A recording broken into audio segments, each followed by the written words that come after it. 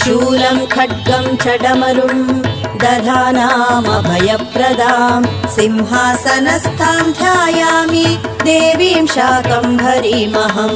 शाकम्भरी शिरः पातु नेत्रे मे रक्तदन्तिका कर्णौ मे नन्दजः पातु नासिकां पातु पार्वती।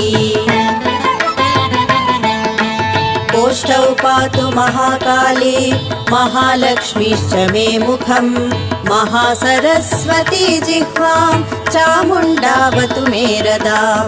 कालकण्ठसती कण्ठं भद्रकाली करद्वयं हृदयं पातु कौमारी कुक्षिं मे पातु वैष्णवी।